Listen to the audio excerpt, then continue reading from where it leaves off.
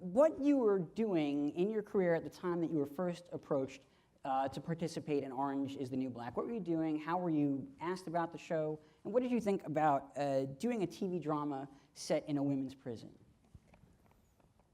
Well, at the time that Orange is the New Black came into my life, I was sort of convalescing from having done a television show a little bit earlier, and I kind of said, Rhonda Price is here somewhere. I said, I don't want to do TV again. And she said, you have to read the script. And so I was on a vacation. I'd done a few movies and was sort of at a come to Jesus moment about what I wanted to do with myself. And so they were like, we have this great web series for you. It didn't turn out to be a web series. It turned out to be a big TV show. But that's what I was sort of in the middle of a bunch of things and wasn't really sure what it was. Right. Uso, how about you? I had been doing theater before Orange and had just closed a show here in New York and was pursuing film and television for the first time in my life, quite aggressively, and being met with a lot of no's, frankly, and had just come back from a service trip in South Africa when I got an audition for this job. And I went out and I read, and similar to Taylor, just figuring out what am I doing. I was pursuing this and really getting disheartened and frustrated by no, in the room. And then the day I got this job, I've told this story before, I had quit acting and was going to pursue, like so random. I had quit acting and was going to pursue law. Whoa. And got the call to come and do this. Well, thank you for not pursuing law.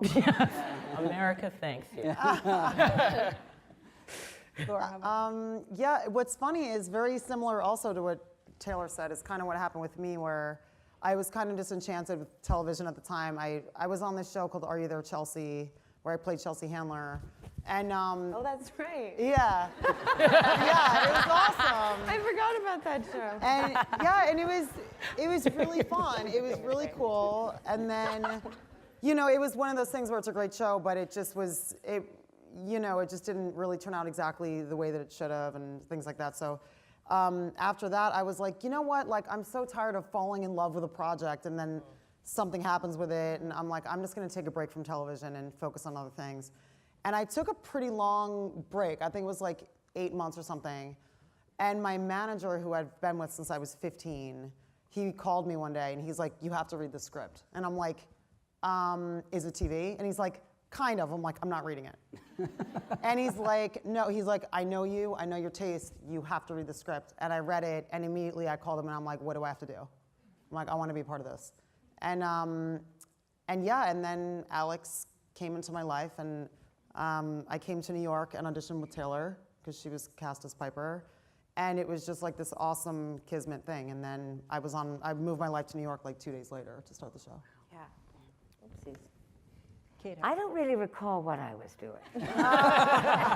But I'm sure I was having a martini in the cigar.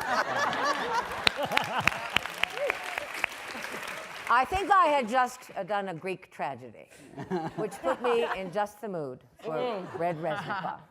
So that was a happy day when I had that audition, and it was a kismet. I loved her, and evidently she liked me. All's well. Your American accent is impeccable, by the way. I was bartending at a cool bar on the Upper West Side, trying to remember which drinks get salt on the rim and which ones get sugar. Mess that up, people will tell you. I remember I had to beg for that job because I didn't have anything. I was auditioning, and again, Orange came into my life, and Danielle was a friend of mine, has been a friend of mine for a long time, and she was already cast in the show. And I went, and I actually had her come over to my house and read with me, and rest is history. You're going to give us some good dirt on her when she leaves, right? Say it again? You're going to give us good dirt on her when she has to go, right? No? I got you. Okay. Loyalty. I was on the set of Weeds, which is Genji's show before this one, shooting the finale there, which was really a call out of the blue. I didn't know Genji. I didn't know Weeds.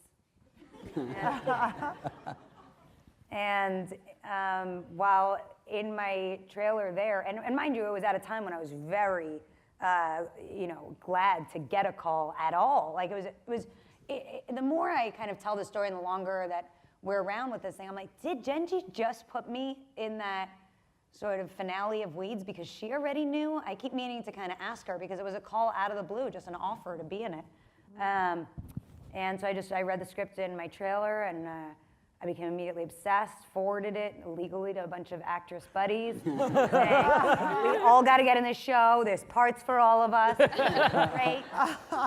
And came back to set. Michael Trim, who was the director of the finale of Weeds, was also the director of the pilot episode and many episodes of Orange. And so he was there in the audition, which it's odd, like which roles I think we choose to really do our homework for when you get an audition. For some reason, I really did a lot of homework on this one. Like I guess internally, I really wanted it. Meaning, like I think we rarely get attached to a part. You know what I mean? Like you're so used to being like, oh, whatever. But then he gave me this kind of thumbs up, and I got the job sort of actually like a month later, which I thought was rude. And but then on set, whenever he did that thumbs up, which I know we all know pretty well, I was like, all right, that's a good thing. You know what I mean? It means I did a good take. My turn. Yes. Fun fact, I actually worked at the same restaurant Samira bartended at, but worked there before she did. And at the time, I had just booked a show, A Servant of Two Masters, at the Guthrie, not at the Guthrie, but at a theater in DC. And we were on hiatus and for about like 2-3 weeks. And we were supposed to go to the Guthrie. And during that 2-3 weeks, my agent hit me up and she was like, we have this audition for Orange is the New Black. It's about 1 or 2 episodes, so I thought I would have enough time, if I booked it, would have enough time to do that and then go back to the Guthrie. And sure enough, that did not happen. It ended up being the whole season, so I had to leave that project, and I joined this family till now, in season 5. I think I'm still a part of the family.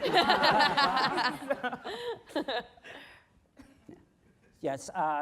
Some people I know every